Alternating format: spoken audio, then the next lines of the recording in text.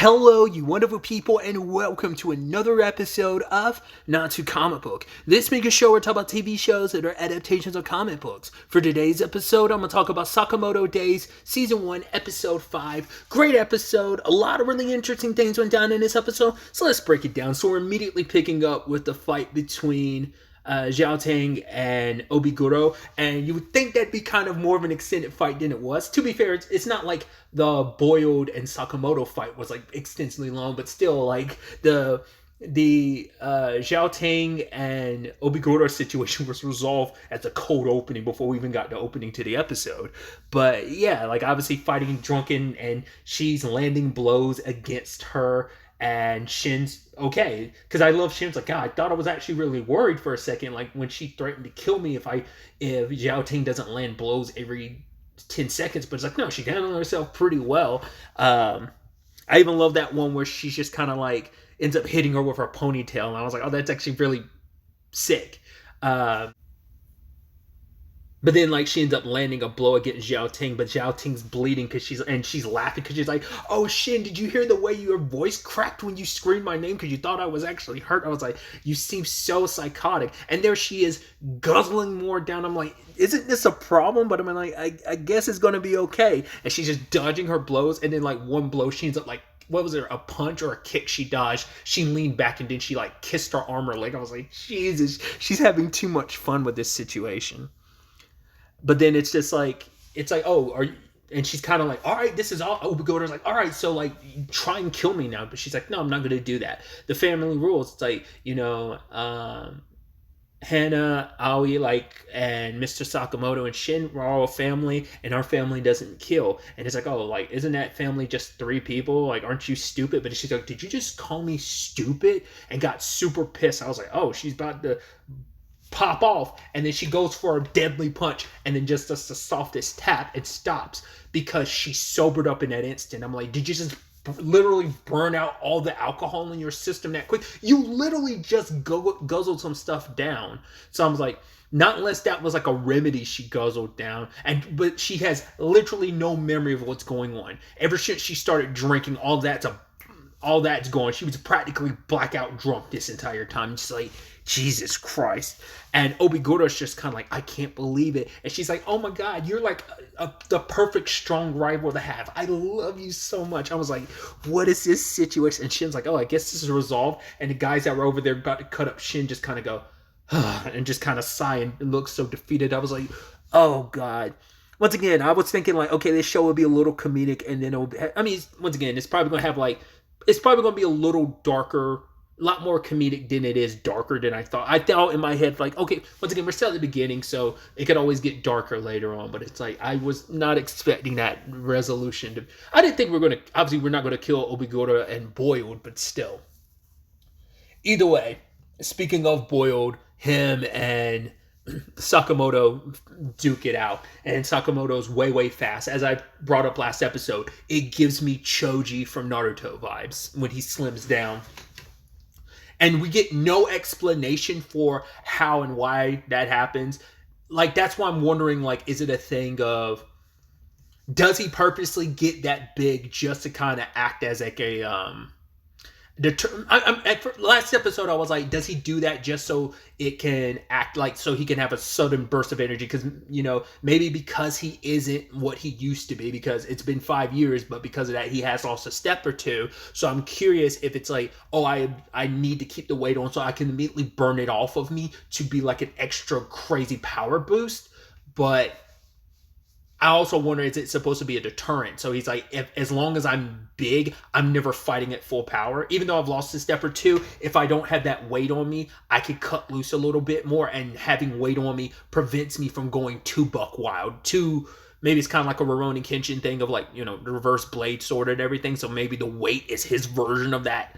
I have no idea. So, but yeah, he pieces up Boiled pretty quickly. Boiled's like, I love the whole like punches him through the building and kicking him, and then like their fists clash and he breaks one of his like weapons. He tries those balls. Sakamoto grabs all of them and then like punches and explodes. I love it so much, especially the whole situation where he ends up knocking him into like a Ferris wheel. And I love that one guy's proposed, like talking to his girl. He's like, "Oh, the sight is beautiful, but not as beautiful as you." And he tries to go for a kiss. She's like, hold up. And then they slam into like one of the rides on the Ferris wheel, and then they're both sitting there with their legs crossed, and what's his face? Boiled has blood dripping down his face, putting on a cigarette. He's like, "Wow, you really are hard boiled," and then just kind of passes out. Then when the situation's resolved and the ride stops, and the lady's like, "Whoa, are you guys okay? Like, what's going on?" He's like, "Hey, lady, you should don't embarrass a guy by asking how he got hurt." And he's trying to be so cool, but then she's like, "No, that's not what I'm talking about. You got to pay for this ride that you busted up. We need compensation for this." Because I love Obigura is the only one that gushes about Boiled in his situation. No one else like it's flattered with his bullshit. So yeah, it's like, yeah, this is resolved. Everything's fine. Sakamoto's getting like some buns for like his family. He had one for himself, but he gave it to Boyle. Cause Boyle was like, "Oh, those look good. Can I get one?" He's like, "Ah, fine, you could have the one I already ate off of. The rest is for my family," which is really sweet. Once again, already has Shin and Zhao Tang in mind because it's 4 in total. So I was like, that's cute. I think it probably also is supposed to compensate for the. Well, that's kind of like their I think go-to meal or something or snack or whatever. Kind of about to say like, is it supposed to compensate for the ones that got destroyed in episode 2? But I think Zhao Tang kind of made up for that. Well, after the fact. But I love that we didn't see the resolution of it. I guess all we got was the whole Zhao Tang and Obigura just like Obigura like gushing about Zhao Ting, but when it's all said and done, they all wake up on a bench, and then it's like, "Oh yeah, everything's fine," and then Aoi, she started getting mega suspicious because she's like, "Why are your clothes dirty?" And he's like, "Oh yeah, those zombies were tough." She's like, "Tough? What are you talking about?" He's like, "Oh, I'm gonna go to find Sakamoto right now." And then eventually she tracked him down and overheard the conversation about the bounty on his head. And I love that it's not just Sakamoto and Shin. Boiled is there too.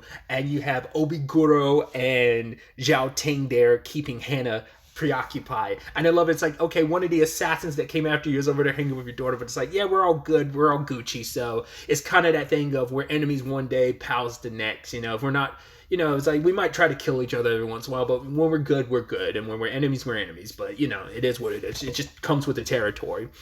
So she's trying to figure out like, why didn't you say anything? And for him, it's like, I just didn't want to worry. And I even love Boyle being like, "Hey, like he wanted you guys to have fun at the amusement park." And Shin and Sakamoto are looking like, "Yo, he's coming to our defense." And she's like, "Who are you?" He's like, "I was a guy that was the assassin that came to kill your husband." And she's like, "Well, could you not kill my husband?" He's like, yes, ma'am." And she's like, "Okay, Sakamoto." She's like, "I know, I understand why you did what you did, but also you're forgetting rule number 6 of our family.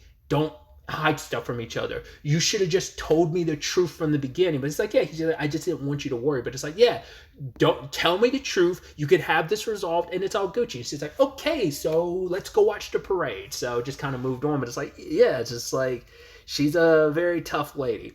Once again, I want to know, and we'll find out eventually, I'm sure. Like, there's the way Aoi acts, she is not a normal person. And like, once again, as we saw when she made the deal to Sakamoto, he can't kill anymore. We saw that, like, how granted she didn't know the fall was going to be that far, but she's still kind of crazy and wild. So she can't just be a normal person. Maybe we are, and that's just her. She's just got that Spitfire personality, but that Spitfire personality might tie into stuff like we don't know about. Like, you know, we don't know what her family situation is. I doubt it's going to be this, but there might be some circumstances to it that we just don't know about. Like maybe her family is associated with this world or has a lineage tied to this world of like hitmen and stuff, but she has nothing to do with it. Maybe, maybe not. I'm probably overthinking. Like I said, she might just be a regular person, but it just feels like there might be more, but who knows?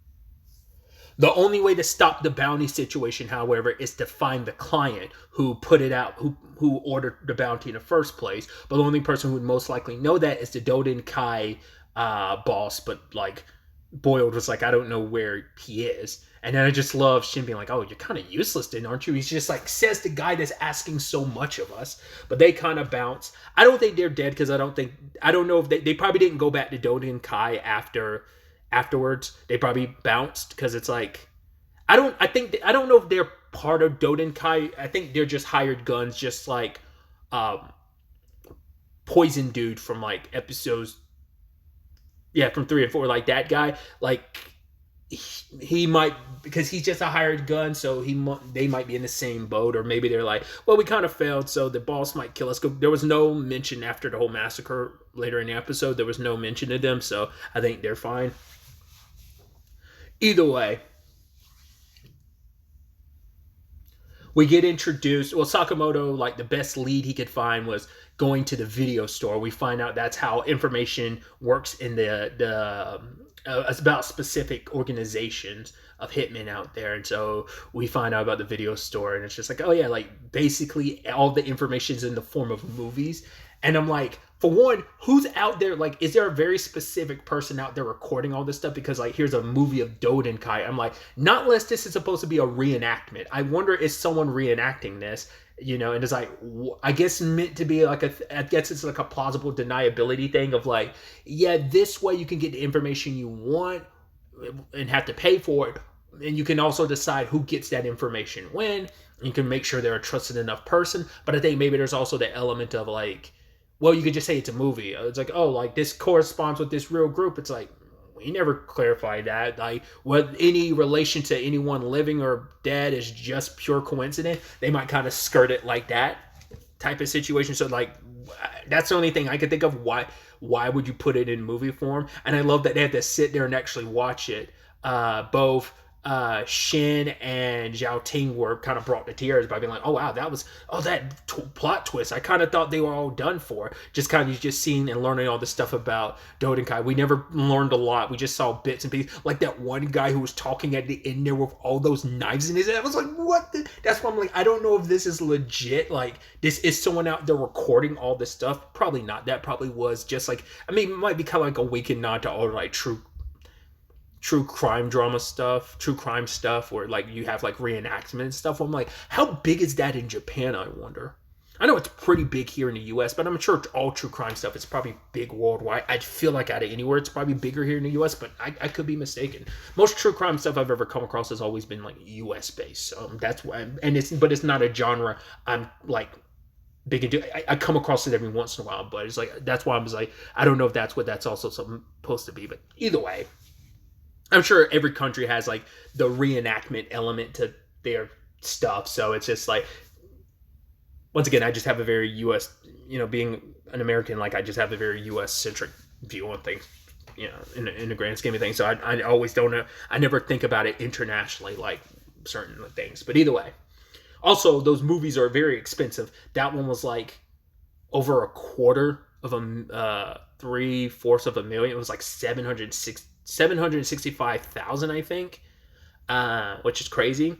I'm curious, is it just theirs that was that much, or would any other, like, I guess maybe depending on I'm sure it all varies on the information, the organization. If it's a big organization, because like Dodenkai, at least at the beginning, apparently was only like 50 people, might still be, was, but and maybe I'm sure a lot of factors do play into part of like how much it costs. Well, I thought was interesting. The person who runs the store was like, "Oh yeah, Sakamoto. Like, or does this mean you're coming back? If you're going to get mixed up in this world, you should probably know, like, kind of be wary of basically someone being behind all this." And it's like, what do you mean by that? He's like, well, that movie isn't available yet. Just kind of giving you a little bit of a heads up. I was like, ooh, I like that.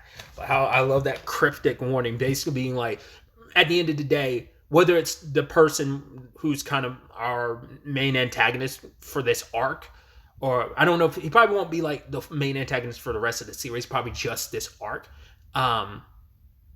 is probably someone Sakamoto knows from back in the day, or maybe maybe he's connected to someone else. We'll get to that later, but the whole point was they had to go sneak into Dodenkai, and so it's like, oh, it's a stealth mission. And I love that only Shin and Sakamoto put on like the stealth outfits. I actually love that sequence where Shin comes down, grabs the guy by the throat with the rope, and then dashes away. Sakamoto comes over and knocks the other guy out, and then they immediately take off the black clothes. And she's like, "Oh, you taking that off?" He's like, "Yeah, got bored of it." It's like it's a gag that they even acknowledge. Yeah, we got tired of it. It was like, yeah, it was cool for a one scene gag, but we're not going to keep this up. So they end up making their way to where the boss is supposed to be, because they're supposed to climb outside the window and climb up to the second story like window. Like that's the only way to get to the boss. And that poor guy getting like stun gunned as he was looking out the window. And then finally, they do make it to where the boss's room is, and everyone's dead, and Nagumo is there, and he's making it seem like, oh, I'm the one responsible for this, and then proceeds to act like he's going to kill Shin. I feel like if he wanted to, like, Sakamoto could have gotten to him faster, so that's why I was like, the fact is he didn't do anything, I was like, is this a joke? At first I was like, is he getting inside of Shin's head, almost like how Sakamoto imagines killing, and Shin's like, yo, stop imagining killing me. I wonder if it was something like that, but it's like, yeah, it's a play knife, and then, like, a retractable knife, it's not real. And then in as typical fashion, Zhao Ting and Shin start beating the crap out of him for that. He was like, actually, I had nothing to do with this. Like, by the time it showed up, everyone was already dead. That's why I was like, so what about the 3 people that were in the hallway? That's kind of sad that all that massacring happened and you guys were just left not knowing. Why were you guys left alive? It's kind of like, oh, that's kind of weird and wild. But it's kind of like, because it's like, yeah, the rest of the organization is dead. I feel bad for those because you're like, when you wake up, you're going to find out. I mean, I wonder, because it's not only the upper echelon of the group, not unless those people have nothing, like not unless they're hired guns outside of the organization and all the official members died in that room. Because I'm like, you kill everyone else too? Not unless it's meant to keep up appearances like everything's fine, like none the wiser. It's like anyone that comes in will not know, but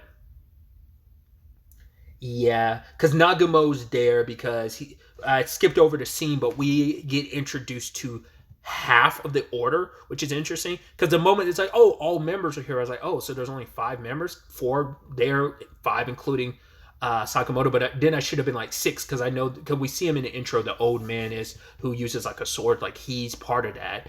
But yeah, it turns out there are 4 of the members. Apparently 3 never show up, 1 is old, and they're like, yeah, he probably forgot about it.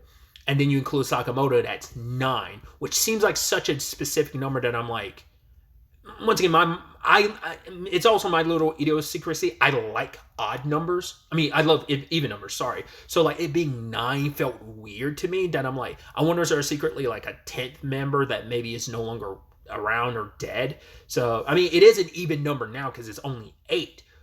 But like Sakamoto would have been 9, not unless he's counted amongst those 3 that didn't show up. But yeah, he's not part of the order anymore. He quit being a hitman, so it's like it's got to be him being 9. So that's why I'm like, there's no way it's going to be 9. It has to be like an even 10. But hey, maybe it isn't. That poor server got like, I mean, it seemed like it was only his hand, but that server stopped moving. We didn't see him after getting repeatedly stabbed. So he probably got stabbed other places in his body too after his hand. Poor bastard, just because he had onions in home dude's food. So, but yeah, they were called together because there's been murders amongst the hitman world. Someone is going around killing members of the JAA. The way Nagumo puts it later on, it's like basically organizations that have ties to the JAA have been murdered, specifically 100, which even Shin had said previously, like there's only like 400 registered like professional, and it's like, yeah, a fourth of them have been murdered by this killer. He leaves an X behind, and we see him a little bit later on. He's reading like a kid's book on drawing, and he draws the X, and he's almost like you're supposed to take a step back from it. He kind of talked about how it looked a little crooked. I was like, wow. I wonder what his reasoning is. Because Nagumo brings up the interesting fact is, well, maybe this, because Shin was like, well, this had nothing to do with us. None of us are hitmen, so he shouldn't have any reason to come after us. But Nagumo points out, it's like, it is interesting that the murders happened. They started happening roughly around the same time the bounty on Sakamoto came out. And I was initially, before you even finished it, I was like, is it going to be around the time he quit? But it's like, no, it's super recent. So the timing can't just be a coincidence. So whoever this is, what's their beef with the JAA? I said JSA, Justice Society of America, Jesus. And what's their issue with Sakamoto? This has to deal with his past in some shape or forms. But Nagumo did leave with words of advice. He's like, if Boiled was able to give you a little bit of trouble, maybe you've lost more of a step than you recognize, Sakamoto. So for him, he's telling Shin and Zhao Ting is like, yo, we gotta get back to training, like, you know. And so we see him hauling ass on the bike with his daughter.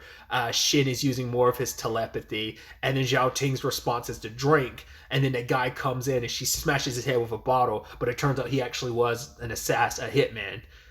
Because they are trying to, like, because they can't track down the actual originator of the bounty, it makes it so, like, they can't cancel it. It's a lot harder than they expected. But I always take away from it is there's a lot more bandages and band-aids kind of on sale. So, and Shin's like, and that makes it okay? Because, like, yeah, a whole bunch of people keep coming in and get knocked out. I loved it where it's like, Hana goes outside. She's like, here's a band-aid for you. He's like, thank you, little girl. And it's just like, oh, it's like, yeah, Sakamoto's got such and they're like, yeah, your daddy's so strong. I love that. I mean, once again, they're not killing these guys. They're just beating them up and like, yep, sending them on their way with their lives. So some very, very interesting developments. I'm curious to see how this continues as we eventually, as we explore more with this killer, but also their respective trainings. See how that works out, especially for Zhao Ting. I'm like, is that just going to be her thing going forward? Like, once again, I'm like, to my recollection, and I've not seen everything in Naruto, including like not all the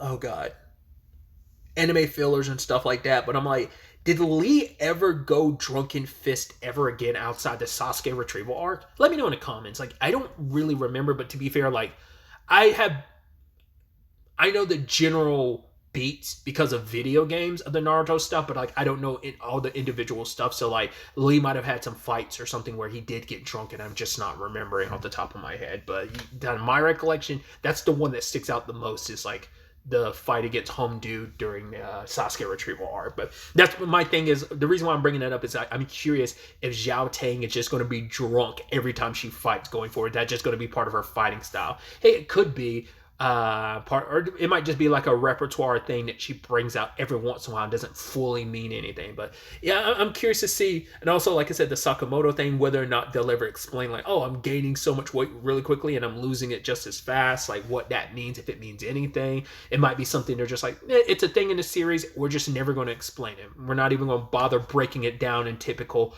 action manga and in the typical shonen fashion of, oh, breaking down like how this works and how he benefits from it, yada yada yada. So but yeah, just another great and fun episode. Excited to see where the next episode takes us going forward with all of this.